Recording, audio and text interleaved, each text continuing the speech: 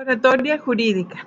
Bienvenidos sean a esta ya la cuarta unidad de nuestra asignatura denominada Oratoria Jurídica. Sé que hasta este momento, mis queridos y queridas estudiantes, han tenido ustedes un recorrido bastante interesante relacionado con diversos tópicos de nuestra asignatura, y en esta oportunidad, en la cuarta unidad, pues no va a ser diferente. Vamos a adentrarnos a un mundo muy importante en el cual van ustedes a conocer diferentes temáticas que son de la más importante relevancia en la oratoria jurídica. Analizaremos, entre otras cuestiones, la estructura del texto argumentativo, analizaremos los elementos de la argumentación, el cómo evaluar una argumentación, los diferentes tipos de discursos que se pueden establecer dentro de la oratoria, así como los elementos diferenciados de sus argumentos, y vamos a conocer también, por supuesto, el uso del lenguaje en la oratoria, los diferentes tipos de lenguajes que se han identificado y que nos pueden ser bastante útiles su conocimiento para efecto de utilizarlos de la manera adecuada cuando estemos frente a un público, sea un tribunal, sea un salón de clases, sea un auditorio, en cualquier ámbito de la vida profesional que el derecho nos ofrece, y que podemos utilizar, por supuesto, la fuerza del argumento. Y la pregunta es, mis queridos y queridas estudiantes, ¿quién no usa el argumento? Precisamente que son razones de peso para efecto de influir en otros, para efecto de convencer a otros, para efecto de probar una determinada circunstancia, ¿no? Para efecto de embellecer una temática dada. Son muchos los elementos en los que el argumento, la palabra, nos puede servir, así que es importante adentrarnos en estos rubros. ¿Están ustedes listos? Me da muchísimo gusto que así sea, porque yo lo estoy. Así que vamos a empezar, mis queridos y queridas estudiantes. Debo decirles que en relación con la estructura del texto argumentativo, pues partiendo de una definición bastante general, muy básica, tenemos que decir que el texto argumentativo se divide en introducción, cuerpo argumentativo y conclusión. Son tres elementos básicos: introducción, cuerpo argumentativo y conclusión, ¿no? En relación con la introducción, bueno, pues este apartado es un apartado muy importante porque es el primer acercamiento que tenemos, particularmente con quien nos escucha, con el auditorio. Y en este apartado, mis queridos y queridas estudiantes, el apartado de la introducción, debemos de presentar nuestra tesis de una manera general, porque donde la vamos a desglosar es precisamente en el cuerpo argumentativo, ¿no? Donde la vamos a defender y la vamos a justificar es en el cuerpo argumentativo. La presentación de la tesis en la introducción nos va a permitir captar el interés de quien nos escucha. Y si lo hacemos de una manera atractiva, será pues mucho mejor el efecto que logremos en nuestro auditorio.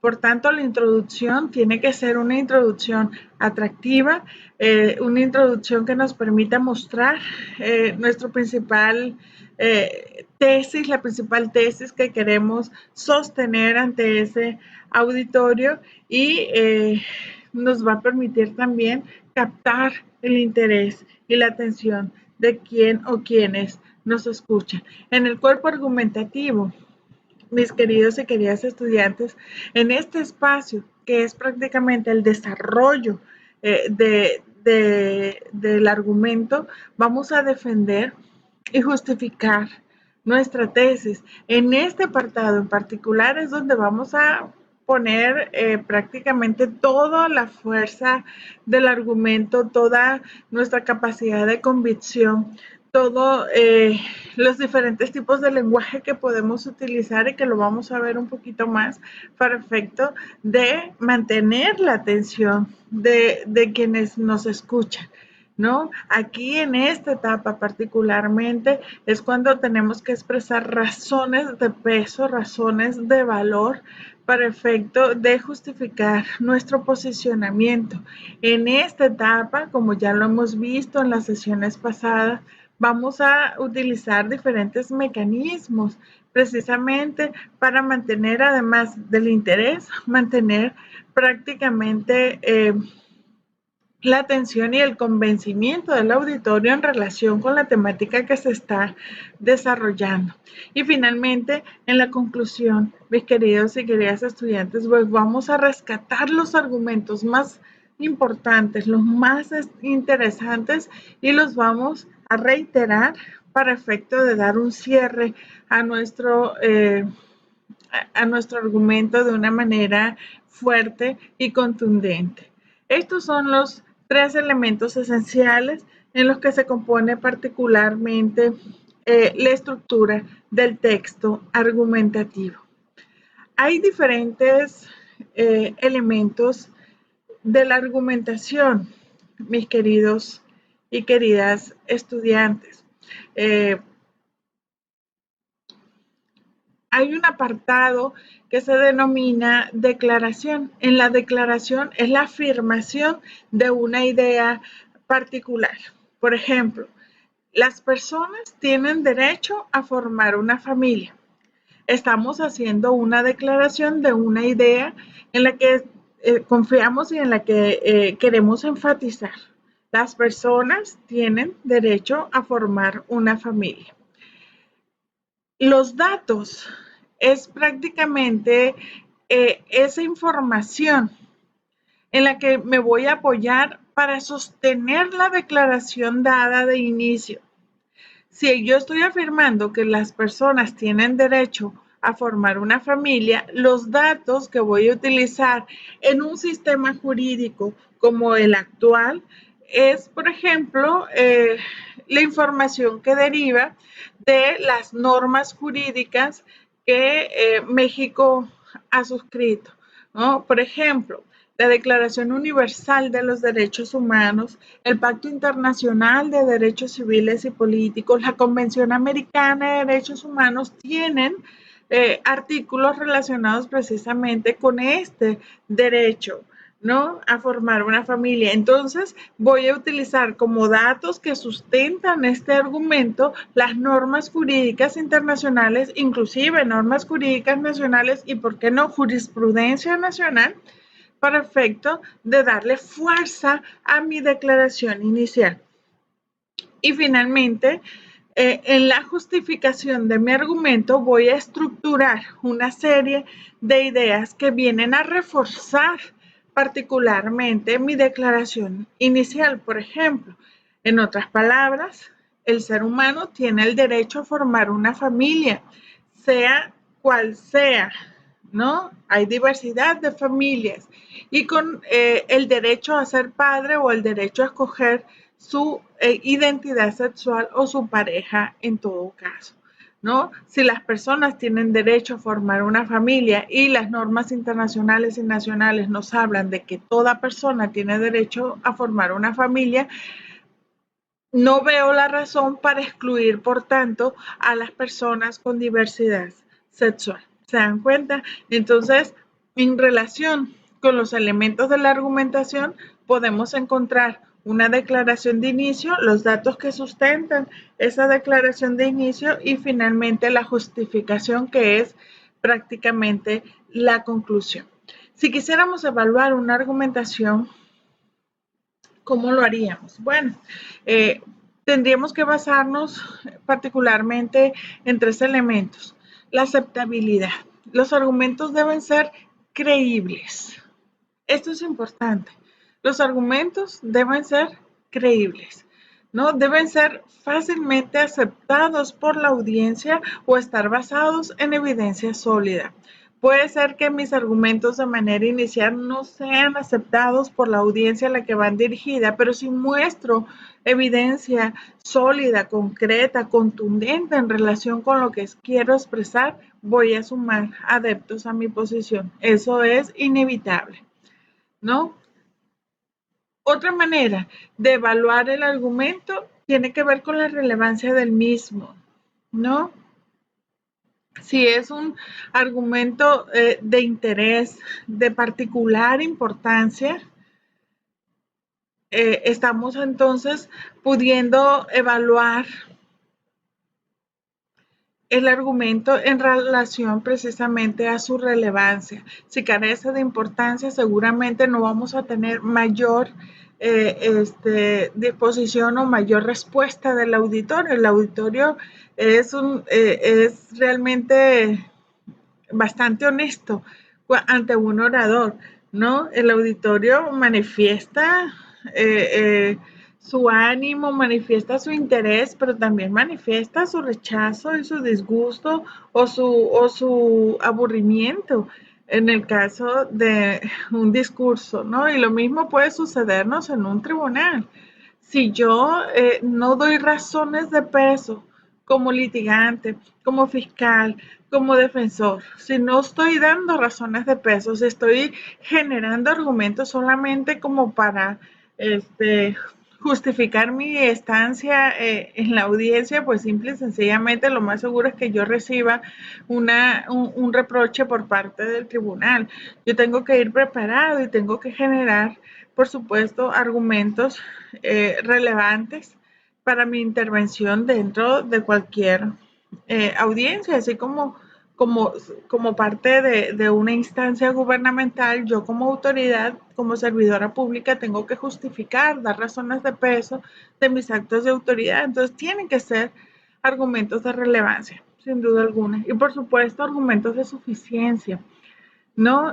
Esto es que el número de argumentos y de razones de peso que yo dé para justificar mi acto de autoridad, para defender a mi cliente, para fijar una posición dentro de una audiencia determinada, tienen que ser los argumentos suficientes para generar tal convicción y, por supuesto, para defender el punto de vista que se desea en el caso concreto. Existen, por tanto, diferentes tipos de argumentos. Mis queridos y queridas estudiantes, tenemos argumentos de autoridad de tipo evolutivo a partir de principios, aquellos que se identifican con la apagogía, con la analogía y argumentos de tipo pragmático. Tenemos también de tipo psicológico, histórico, sistemático, gramatical, de naturaleza teológico y basados en la estructura de lo real. Vamos a conocerlos, cada uno de ellos, para efecto de que sepamos prácticamente de qué estamos hablando. Pues bien, mis estimados y estimadas estudiantes, tenemos argumentos de autoridad. Estos argumentos, mis estimados estudiantes, tienen que ver con ciertos enunciados, ya sean literales o normativos, que le es atribuido su significado a alguien más. ¿Me explico? Por ejemplo, en el ámbito de lo religioso, un argumento de autoridad es aquel derivado de la divinidad. En el ámbito de lo jurídico, un argumento de autoridad es aquel derivado de la Constitución, por ejemplo, o de un tratado internacional en materia de derechos humanos, ¿no? En el ámbito de lo social, un argumento de autoridad está basado en una persona que tiene un prestigio y una relevancia de naturaleza social, ¿no? Es decir, cuando citamos utilizamos ideas o expresiones de alguien al que se le alguien o algo, porque en el caso del derecho, lo hemos visto, la Constitución es un elemento de autoridad. Entonces, eso consiste en utilizar argumentos de alguien o algo que se considera tiene un peso y un valor determinado en ciertas áreas del conocimiento en particular, ¿no? Los argumentos de tipo evolutivo, mis estimados y estimadas estudiantes, apelan a la naturaleza de las cosas, concretamente a las variaciones en las circunstancias de hecho, para desacreditar el significado literal de un documento normativo porque ya no se ajusta a la realidad, ¿no? Volcándolo al derecho, mis estimados y estimadas estudiantes, pues El derecho definitivamente es creado en un momento y en un tiempo determinado, ¿no? El derecho, lo hemos escuchado muchas veces, tiene que evolucionar a la par de la sociedad. Desafortunadamente, esa evolución no siempre se da de manera igualitaria. Generalmente el derecho lleva cierto nivel de rezago. ¿Por qué? Porque para modificar la norma jurídica nacional o internacional, pues se necesitan ciertos procesos que no se dan de la noche a la mañana, que necesitan de un tiempo, de un espacio, de discusiones y llegar a acuerdos en este sentido. Por tanto, el derecho no siempre va a la par de la evolución social. Por ello, es importante que al momento de argumentar e interpretar el derecho, nuestros argumentos apelen precisamente a esa necesidad evolutiva del derecho y podamos exigir eh, una aplicación del derecho, pero con un sentido evolutivo, ¿no? Entonces, ven qué importante hasta este momento en el ámbito de la autoridad, por ejemplo, la Constitución y los tratados internacionales en materia de derechos humanos tienen un peso bastante importante. Si yo apelo a un argumento de autoridad apoyándome en esas normas, voy a tener un efecto positivo de acuerdo a la pretensión que yo deseo en el caso en concreto, ¿no? Pero también en el ámbito evolutivo. De hecho, yo les recuerdo, mis estimados y estimadas estudiantes, que la Constitución Política Nacional, en el artículo primero constitucional, nos obliga a aplicar ciertos principios del derecho para efecto de interpretar la norma jurídica en el tema de los derechos humanos.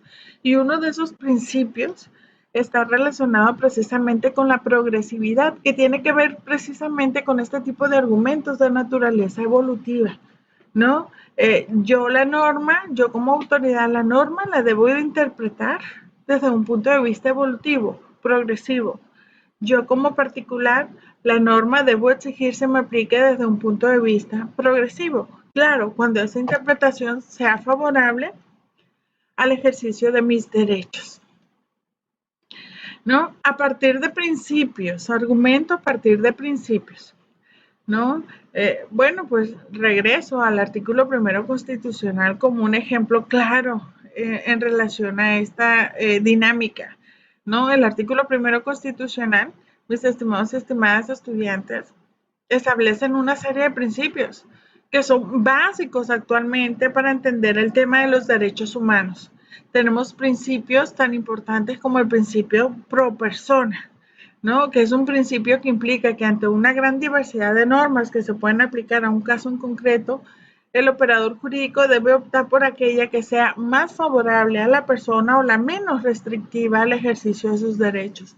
Por tanto, la propia Constitución Política Nacional, norma de autoridad fuerte en nuestro sistema, establece principios a través de los cuales los operadores jurídicos deben de aplicar la norma en nuestro país. Y ven qué importante, porque esos principios nos permiten a nosotros, como civiles, adoptar también un argumento basado en principios.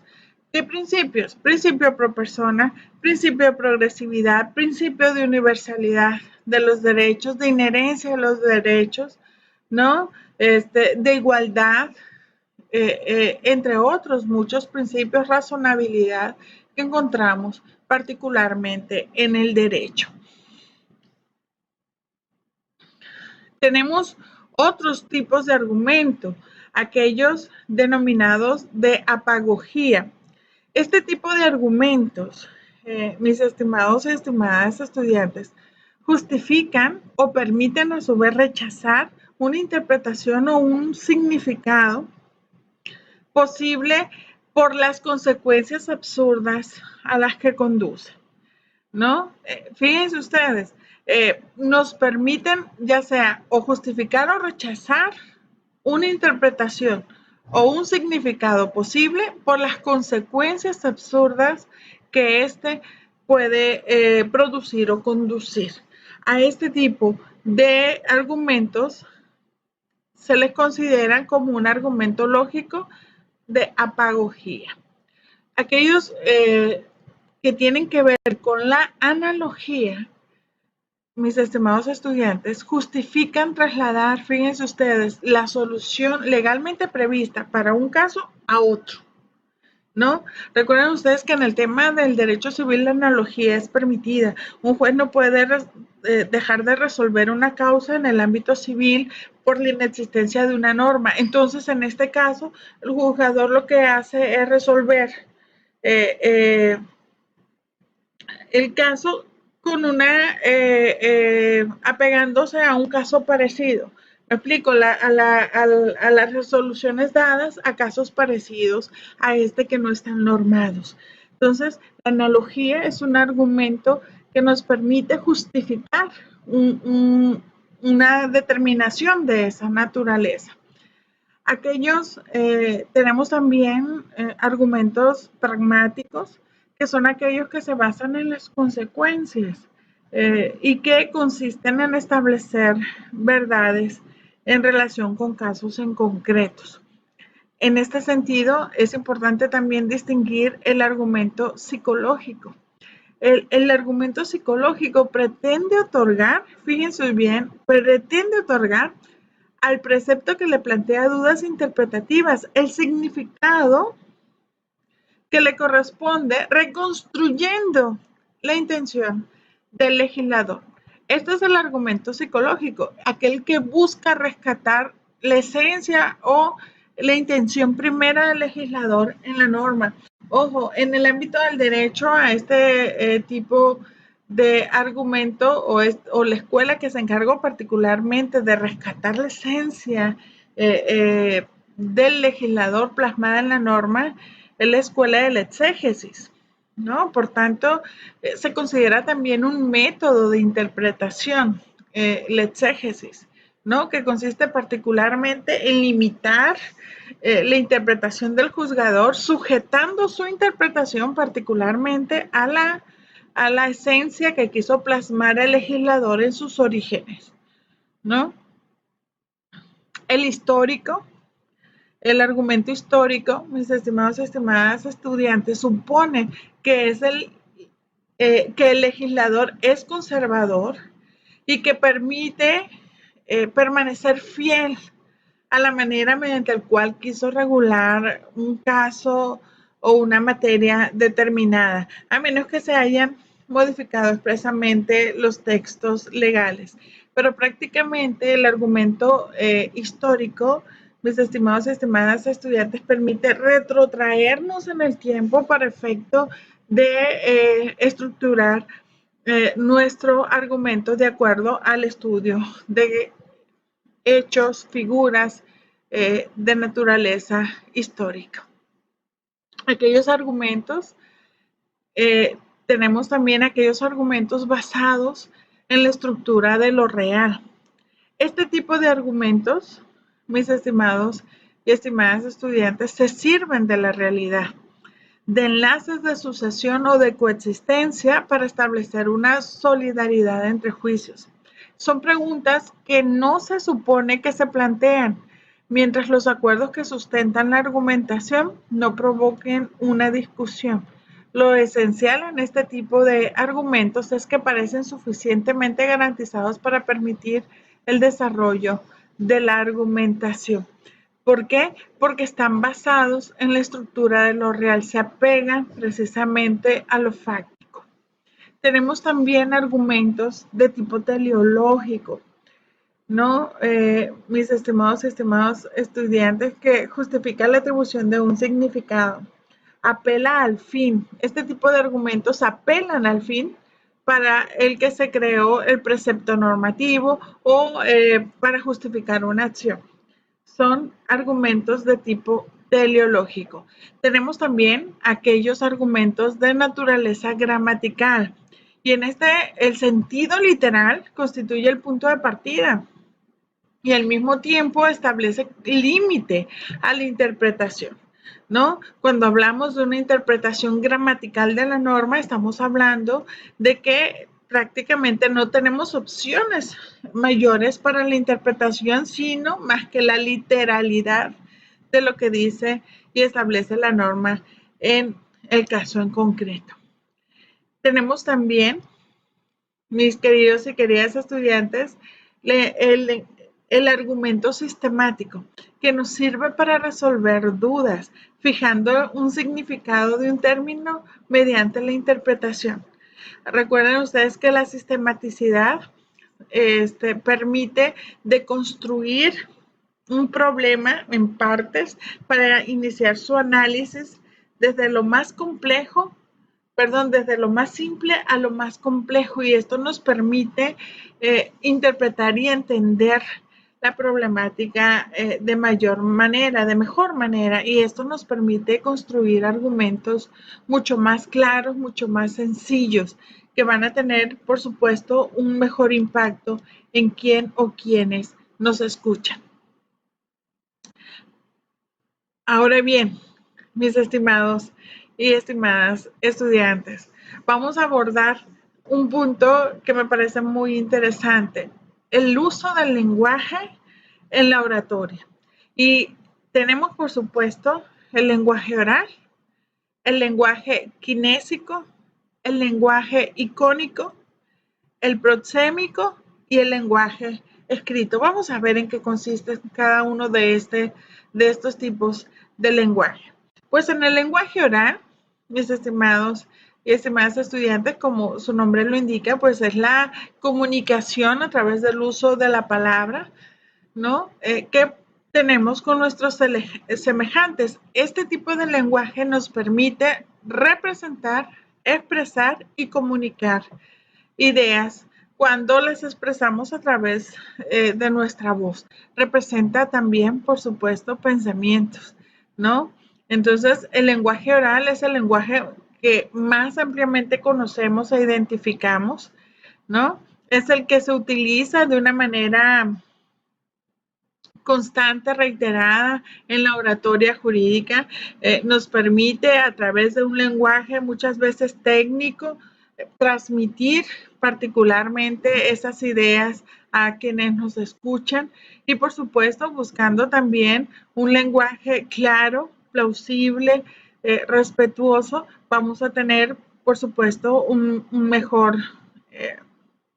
logro con nuestra audiencia. El lenguaje oral es un lenguaje muy, muy interesante y muy importante. En las sesiones previas a esta unidad hemos visto la importancia, mis queridos y queridas estudiantes, de subir y bajar el tono de voz al expresarnos oralmente, a efecto de no cansar a la audiencia. Si usamos siempre un tono de voz lineal, sin mayores altibajos, nuestra audiencia se va a dormir o la vamos a arrullar, ¿no? Entonces es necesario alzar y bajar el tono de voz para efecto de enfatizar ciertas frases, oraciones o palabras que queremos que queden fijas en quienes nos escuchan.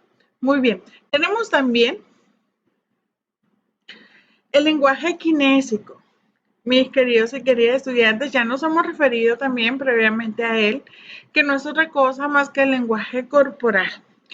Es expresado a través de los movimientos que consciente o inconscientemente podemos generar. Por lo común, tenemos lenguaje corporal inconsciente, ¿no?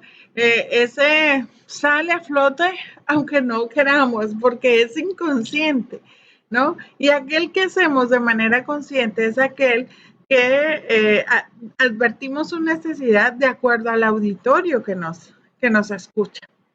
¿Me siguen? Entonces, lo más importante del lenguaje no verbal, del lenguaje corporal, es transmitir a quienes nos escuchan y a quienes nos ven que están ante una persona que tiene el conocimiento suficiente y que su postura, el uso de sus manos, el uso de su cuerpo en toda la expresión, manifiesta una confianza, manifiesta ese conocimiento del tema que queremos proyectar. Tenemos otros tipos de lenguaje, mis queridos y queridas estudiantes. Tenemos, además del lenguaje oral, del lenguaje kinésico, tenemos el lenguaje icónico. Estamos ante el lenguaje icónico cuando a través de ciertas representaciones, ciertas imágenes, estamos transmitiendo información. Ustedes podrán decir, bueno, un buen orador solamente necesita su cuerpo y su voz para poder transmitir información. Debo decirles que es correcto, pero podemos también apoyarnos en otro tipo de figuras.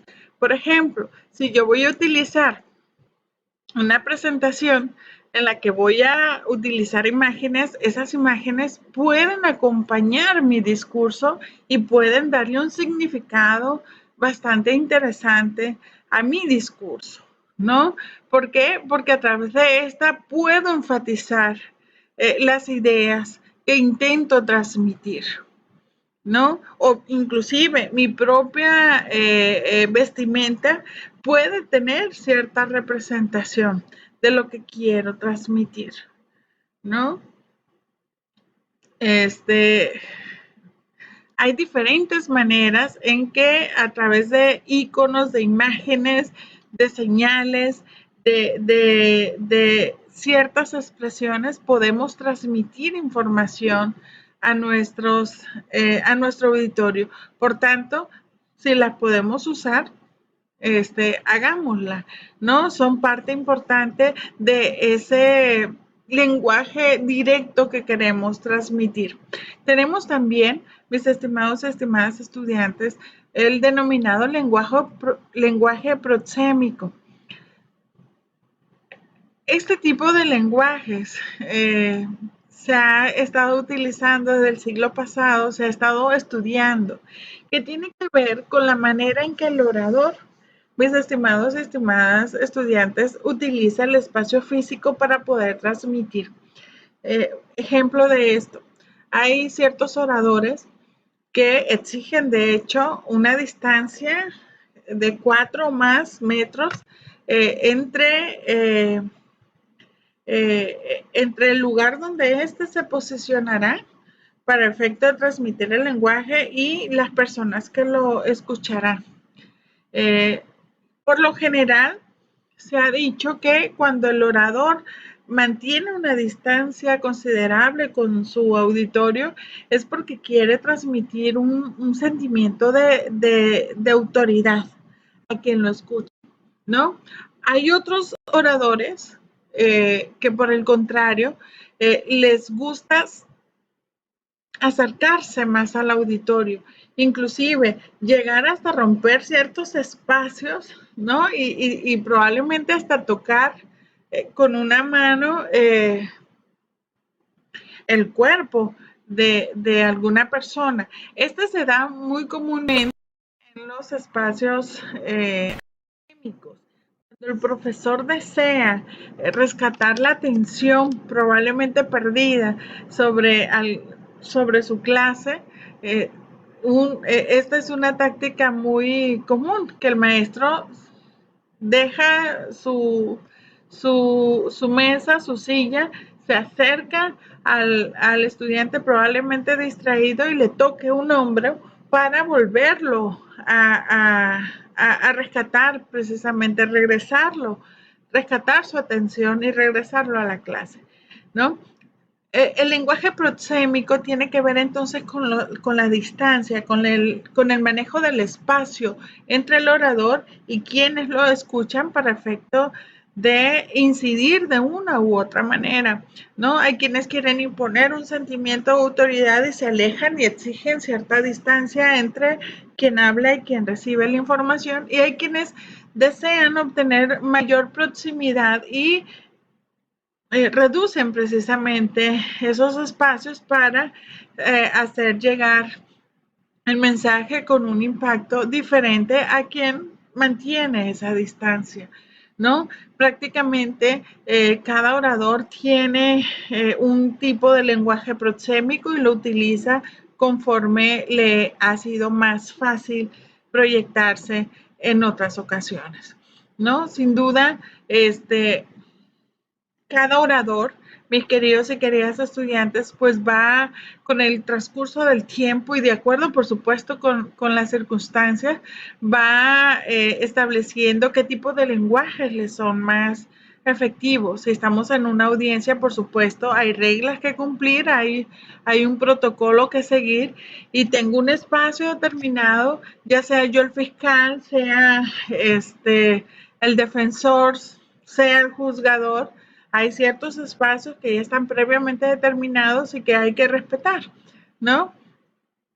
Si estoy en un salón de clases, pues creo que es muy efectivo para todo docente no solamente quedarse al frente, sino caminar entre sus estudiantes, rescatar la atención de aquellos que la han perdido y generar mayor cercanía con nuestros estudiantes. No, cada espacio, cada momento me va a permitir a mí medir precisamente el lenguaje proxémico, si necesito utilizar algún tipo de lenguaje icónico, por supuesto el lenguaje corporal, ese viene con el paquete, ¿no? Del orador. El orador utiliza su lenguaje verbal y el corporal, pero pueden sumarse a estos tipos de lenguaje. Y por supuesto nosotros como estudiosos del derecho, como profesionales del derecho, siempre va a ser necesario utilizar el lenguaje escrito, ¿no? A pesar de que hoy día prácticamente la gran mayoría de los procesos se están trasladando al ámbito de la oralidad, pues siempre, a pesar de ello, es necesaria pues la escritura, ¿no? Y además, pues el abogado no solamente litiga, el abogado también escribe, el abogado puede fungir como un servidor público o tener otro tipo de actividades donde el lenguaje escrito le sea indispensable. Siempre nos es indispensable el lenguaje escrito, por tanto, es necesario saberlo utilizar de la mejor manera. Debo decirles, mis queridos y queridas estudiantes, que he tenido la preciosa oportunidad de fungir como directora de tesis de muchísimos estudiantes y debo señalar que he encontrado a personas maravillosas que escriben muy bien, pero también he encontrado a muchos muchachos que tienen problemas fuertes al momento de expresarse a través del lenguaje escrito, ¿no? Por tanto, el saber transmitir a través de la escritura es también una habilidad que tenemos que desarrollar necesariamente los abogados desde que empezamos la carrera. Y por supuesto que la vamos a ir puliendo conforme se desarrolle nuestra vida profesional. El lenguaje escrito expresa nuestras ideas al escribir, se ordena nuestro pensamiento. Siempre se ha dicho que el mejor escritor no es aquel que utiliza el lenguaje más rimbombante, sino aquel que sabe expresarse de una manera más clara y más nítida sus ideas a través de la escritura. Por tanto, es indispensable en cualquier punto que sepamos escribir apropiadamente, ¿no? Sin duda alguna, pues el lenguaje escrito es el medio de comunicación por medio de signos, ¿no? Las palabras, las sílabas o los fonemas nos permiten prácticamente transmitir lo que deseamos expresar. Por ello es importantísimo que desarrollemos esta habilidad, la habilidad de la escritura. Y les he comentado que la mejor manera de hacerlo es a través de la lectura constante. La lectura nos permite, mis queridos y queridas estudiantes, además de abrirnos a un mundo del conocimiento maravilloso, nos permite ampliar nuestro vocabulario y, por supuesto, redactar de mejor manera. A través del análisis de algunos discursos, mis estimados y estimadas estudiantes, como el de Martin Luther King, I Have a Dream, el discurso de Eva Perón, el discurso de Barack Obama, Yes, We Can, el último discurso de Salvador Allende, el de Steve Jobs en la Universidad de Stanford, entre otros, van a ustedes a poder distinguir prácticamente el efecto de la argumentación, el efecto del discurso, el efecto de la oratoria, ¿no? En la vida social, en la vida jurídica, en la vida política de las personas. Así que de verdad que sé que van a disfrutar muchísimo esta última unidad.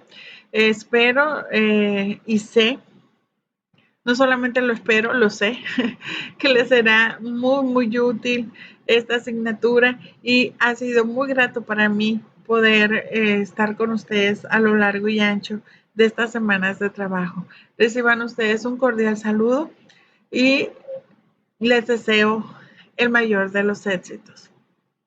Hasta pronto.